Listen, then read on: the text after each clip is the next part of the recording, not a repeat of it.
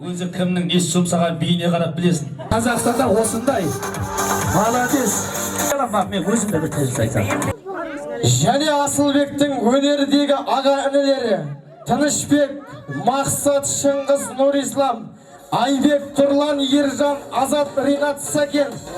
Тынышбек те мен басына жазып қойыпты, Ринат артына жазып қойыпты, сосын салайын деп жатыр мен деп.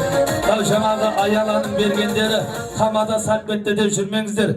Аяланың берген сасам, Аяланың берген сасам құтылып кетті дерсіздер. Әшім, міне, өзім тойына тоянам. Тойдуман студиясы бүгінгі түсіп жатқан камера шашу екен ағайын. Бәрекелді, мына жерде ағайын, біздің Асылбектің Нұрбақыт деген досы бар. Ерде қарашаға қанбайтынның бірі осы, кешке де отырып шеді. Әшік сені досым деп қолдағандай, басыңа тақия киіп апсың, мешітте істейтін молдала дейді. Аңғара әшік көрдің бе, анау айтады ғой, әртіслерді адам ма дегенде, 1000 сом сабат қалтама. Сен 10 000 сом. Ей, молодесің келсің ба? Бойдақсың ба?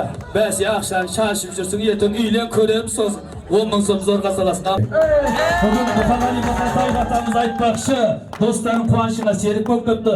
Бұмен ғана шектеліп қоймай, 12,5 миллион сом шашуымыз бар дейді. 12,5 миллион. Шапалақылай. Қошемет. Саламыз. 12,5 миллион. Қошемет. Бәрекелді сар. Камераның алдынан қаш. 12,5 миллион. Бала действительно бір жерге ұрлыққа түскен ағай. Мүмкін емес бұл.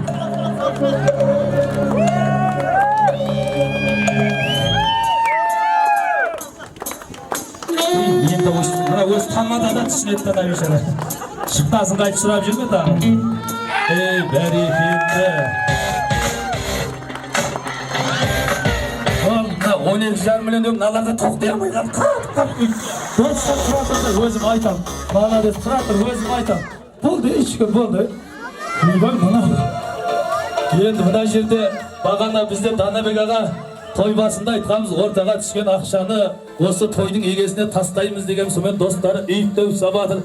Жаңа тойдың ортасында Данабек ағам құлағыма сыбырлап мен Тынышбек, мен бірінші тойым ғой, ортаға түскен ақшаны өздерің аласаңдар деді. Жаңа өзімнің саған ақшам қайтарып алайын, мен сода шырылдап.